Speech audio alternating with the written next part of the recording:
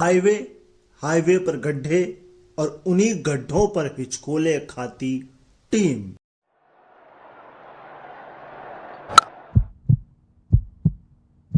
ओए क्रिकेट। समझ में आया? बहुत अच्छी बात है। नहीं आया तो टेंशन किस बात की, सरल भाषा में मैं समझा देता हूं। पहले आपने हाईवेज बनाए, मतलब ऐसी पिचें बनाई कि भैया उसमें रन मारते जाइए बिल्कुल फर्राटा भरी, और फिर उन्हीं पिचों पर गड्ढे कर दिए। नहीं मतलब सामने वाले को बॉल ही ना समझ में आए, मतलब टप्पा खा के किधर जाएगी। तो भाई सामने वाले के लिए तो आपने जाल बुन दिया, लेकिन फंस तो आप भी गए ना। मतलब पहले आपको भी तो पता होना चाहिए कि गड्ढों पे बॉल टिप्पा खा के जाएगी कहाँ। मतलब आपको खुद नहीं खेलना आया, लेकिन आपने सामने वाले के लिए गड्ढा कर दिया, गिर तो आप भी गए उसमें। अब इससे ज्यादा इसको मैं स्ट्रेच नहीं करूंगा, है ना। इस पर आपको जितना पोस्टमार्टम करना है करिए। मैं सीधे स्टैट्स पर आऊंगा, क्योंकि I love stats and I know you all are also love stats. तो स्टैट्स पर बात करते हैं। अब पाकिस्तान की धरती पर यह पहली बार हुआ है कि पहले ही दिन पर 20 विकेट गिर गए। अब इससे पिछला जो था वो 19 विकेट था, वो इसी सीरीज में पिछले टेस्ट मैच में दूसरे दिन पर आया था। और अगर मैं बात करूं पाकिस्तान की धरती पर 6 ऐसे मौके हुए हैं जब 16 या 16 से ज्यादा विकेट गिरे हैं, उसमें से भी 5 बार तो मुल्तान में ही यही हुआ है। अब ये मुल्तान के सुल्तान के बाद क्या, मतलब क्या ही हो गया ये? क्या करना चाहते हैं आप मुल्तान के साथ हैं? कि मतलब कोई और ना बने मुल्तान का सुल्तान, ऐसा? खैर, अगर मैं आप लोगों से ये बात करूं कि एशिया में ये पहली बार हुआ है इतने विकेट गिरे हों, और ओवरऑल 14 इंसिडेंट ऐसे हुए हैं। लास्ट टाइम सबसे ज्यादा विकेट जो गिरे थे वो गिरे थे 2024 न्यू ईयर टेस्ट मैच में, ठीक। एशिया में इससे पहले जो गिरे थे सबसे ज्यादा विकेट वो 18 गिरे थे 1987 में, India versus West Indies. Yes. और पाकिस्तान में इससे पहले, ये डे 1 की बात हो रही है, पहले ही दिन का ये स्टैट है केवल। इससे पहले डे 1 पे सबसे ज्यादा विकेट जो गिरे थे वो गिरे थे 15 विकेट न्यूजीलैंड के खिलाफ लाहौर 1996 में, क्योंकि जो 19 गिरे थे वो डे 2 था। नेक्स्ट। हाँ तो भाई ऐसा है, ये जो मैंने आपको आंकड़ा बताया ये 20 विकेट वाला आंकड़ा था, एशिया में पहली बार और ओवरऑल 14 टाइम। अब नोमान अली छठे पाकिस्तानी बॉलर बन गए हैं जिन्होंने टेस्ट क्रिकेट में हैट्रिक ली हो, लेकिन ये पहले स्पिनर हैं। यस, पाकिस्तान की तरफ से। ओवरऑल जो है 9th है, इसमें से भी 3 जो है वो स्पिनर हैं। पीटर पैटरिक ये न्यूजीलैंड के थे, और आलोक कपाली बांग्लादेश के। ये दोनों जो थे इससे पहले इन्होंने टेस्ट क्रिकेट में हैट्रिक ली हुई है, स्पिनर।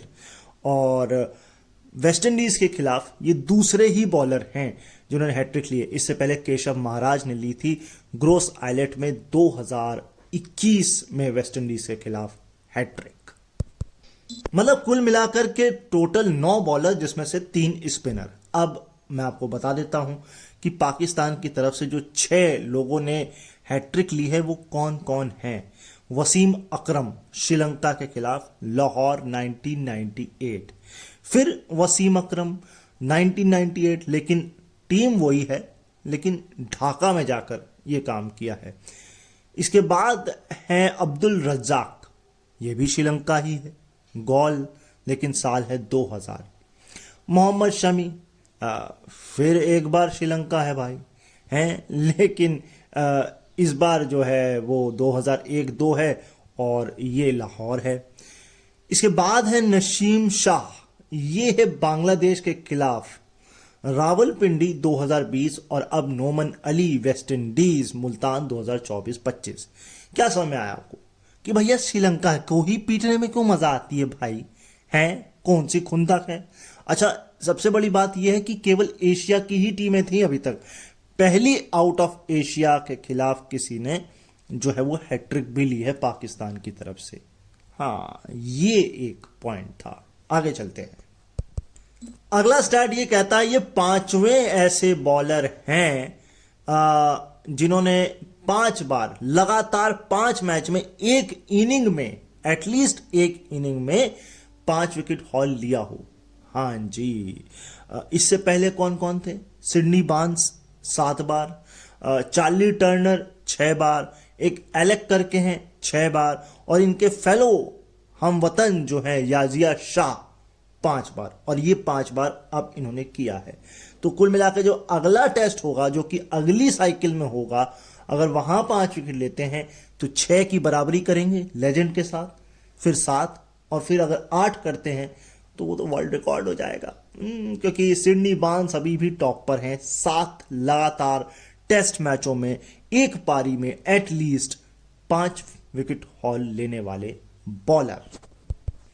ये दूसरा ही मौका है जब टॉप 3 रन स्कोरर जो हैं वो आखिरी के 3 बैट्समैन हो, यानी 9, 10 और 11। मोटी ने बनाए 55, वॉरेकल ने बनाए 36, रोच ने बनाए 25, और दूसरा मौका है तो इससे पहला कब था? वो भी इन्हीं के द्वारा है। पिछले मैच में पहली इनिंग में याद करिए, यस, 137 में से टॉप 3 स्कोरर कौन थे? वॉरेकल थे 31, 22 थे जॉर्डन सील्स के, और मोटी के थे 19।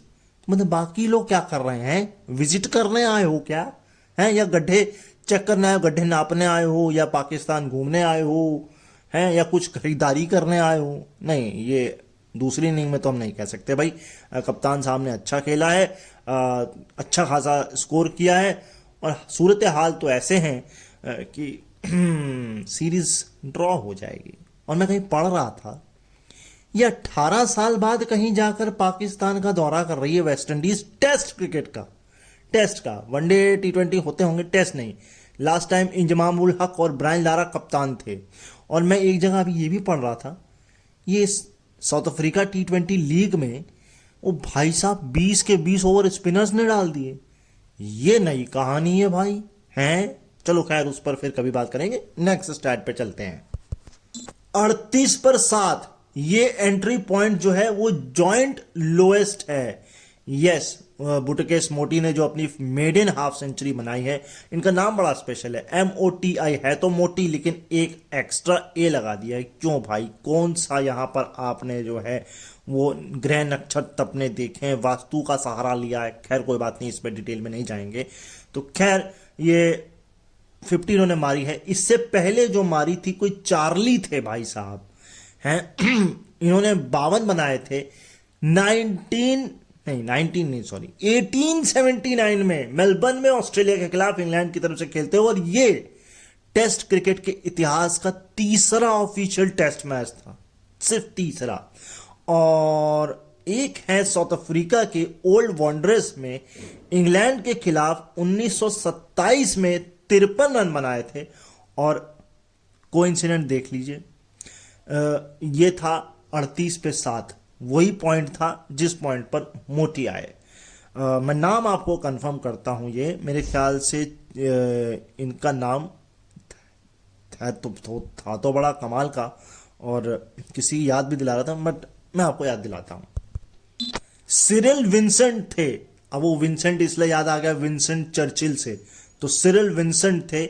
और ये जो मैंने आपको चार्ली बताए, ये भी बैटिंग नंबर 9 पे बैटिंग करने आए थे। तो ये जो है सिरिल, ये भी लोअर ऑर्डर पे ही होंगे।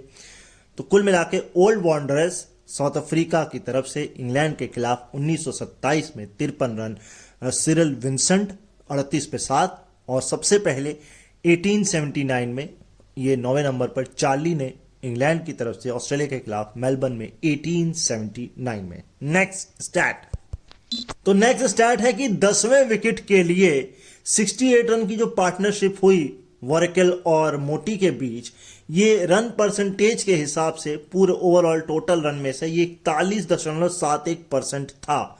और इससे ऊपर जो है वेस्ट इंडीज की तरफ से ही वो था 50% रन। 50% रन 10वें विकेट के लिए बनाए थे रोच और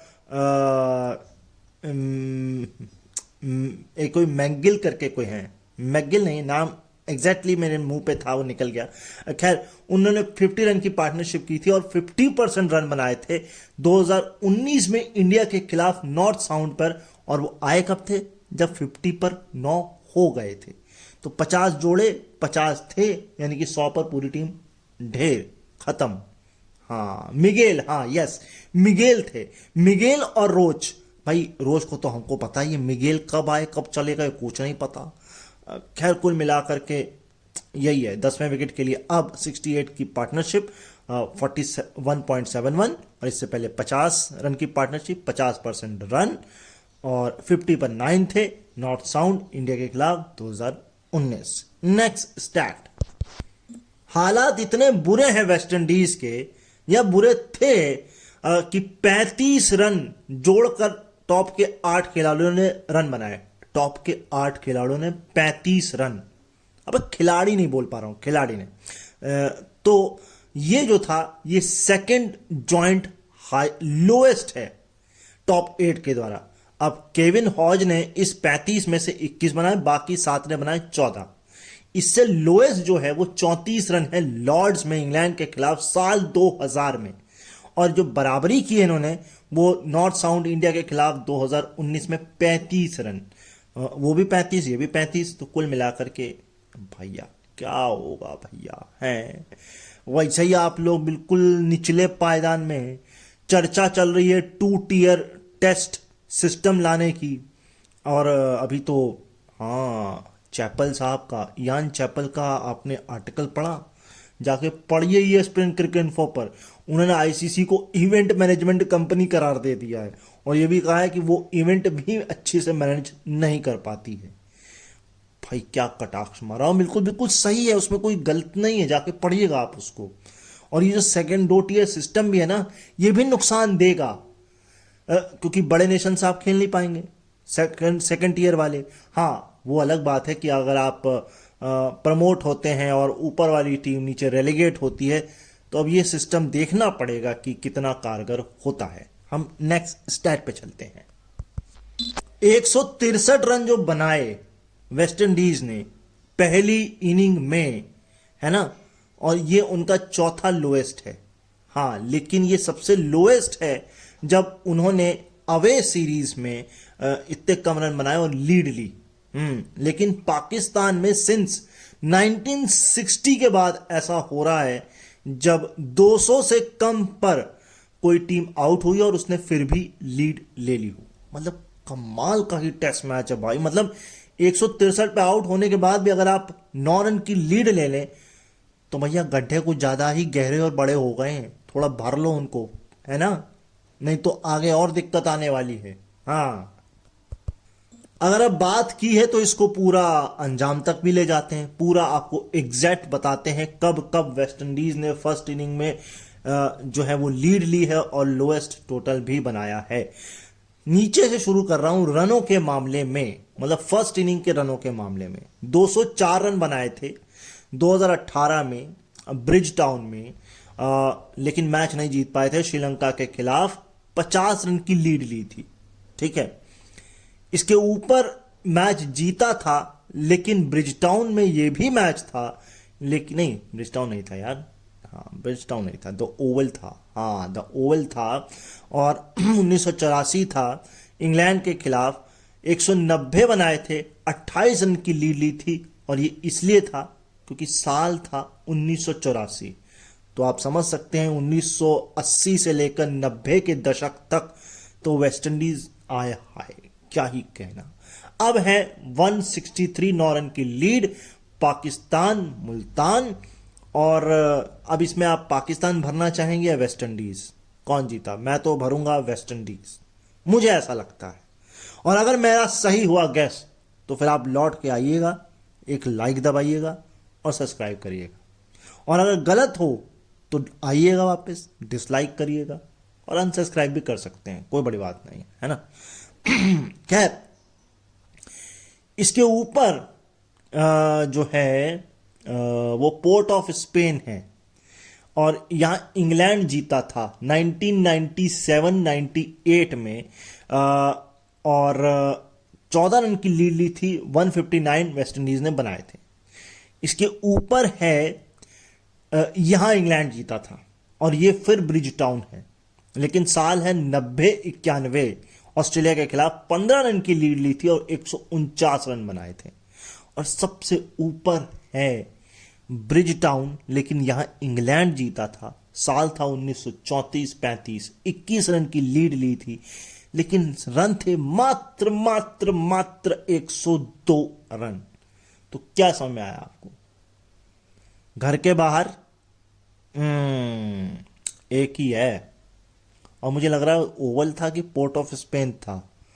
मुझे लग रहा है ओवल नहीं था, पोर्ट ऑफ स्पेन ही था। मैं कंफर्म कर दूंगा, ओवल नहीं है, ओवल है ही नहीं। ये पहला जो मौका है ये अब आया है घर के बाहर उनका, बाकी सब घर में ही थे। और चौथा लोएस्ट है, गिन लीजिए आप। चौथा लोएस्ट है 200, 190, 149, 159। तो चौथा ही मान लीजिए आप, क्योंकि नीचे से शुरू करेंगे 204, 190, तो तीसरा आता है। ऊपर से करेंगे तो 102, 149, एक 159, तो चौथा आता है। समझ में आया? ऐसे करते हैं मैथ। मुझे नहीं आती, आपको आती है, बहुत अच्छी बात है। नेक्स्ट। नहीं, मैंने दोबारा चेक किया है, द ओवल है, और वो आपकी पारी है 1984 वाली, हाँ, जिसमें 190 बनाए हैं। और जो पोर्ट ऑफ स्पेन है वो 1997 वाली है, जहाँ इंग्लैंड जीता है 159। तो ओवल भी है और पोर्ट ऑफ स्पेन भी है, लेकिन घर के बाहर तो लोएस्ट यही है ना, जो 163 है, क्योंकि वो 190 था द ओवल। यस, अब पूरा स्टैट क्लियर है। नेक्स्ट स्टैट पे चलते हैं। नेक्स्ट क्या भैया, इतना ही था आज स्टैट के मामले में। मुझे लग तो रहा था खूब ज्यादा होगा, लेकिन फिर भी इतना बहुत है ना। जरूरी नहीं है आपको लंबे लंबे एपिसोड्स बनाने हैं। तो खैर, थैंक्स कहेंगे हम शलाका को, क्योंकि उन्होंने हमारे लिए इंट्रो तैयार किया है। थैंक्स कहेंगे हम प्रिया को, उन्होंने हमारे लिए थंबनेल डिजाइन किया है। और थैंक्स कहेंगे आपको कि आपने सब्सक्राइब किया है, क्योंकि अगर आप नए हैं इस चैनल पर तो सब्सक्राइब करके जाइएगा। और काम पसंद आ रहा है तो लाइक कमेंट शेयर करिएगा, नहीं पसंद आ रहा है तो डिसलाइक कमेंट करके हमें रिव्यू भी दे सकते हैं। अपना ख्याल रखिएगा, मुझे अपने दिलों में याद रखिएगा। मुलाकात तो होनी तो तय है कल। हाँ, सोच रहा हूं कि रणजी का जो बचा हुआ कारवां है वो आपके साथ शेयर कर ही दूं। हाँ, वो ऑल्दो मुंबई हार गया है, जम्मू कश्मीर टॉप पर आ गया है, लेकिन बाकी कुछ मैचों के भी आंकड़े हैं। तो देखता हूं, मूड पर डिपेंड करता है कि आता हूं या कुछ और। क्योंकि मैं अभी देख रहा था, एक कंपैरिजन आया हुआ है बांग्लादेश प्रीमियर लीग का पीएसएल का। हाँ, अब देखना है कि वो करता हूं कि रणजी करता हूं या कुछ और नया आता है, तो वो भविष्य में है। लेकिन कल इंडिया का मैच भी है ना। तो चलिए, फिलहाल अभी यहां से दीजिए मुझे इजाजत। कल फिर मुक्कालात करेंगे, गुफ्तगू करेंगे। अभी के लिए नमस्कार।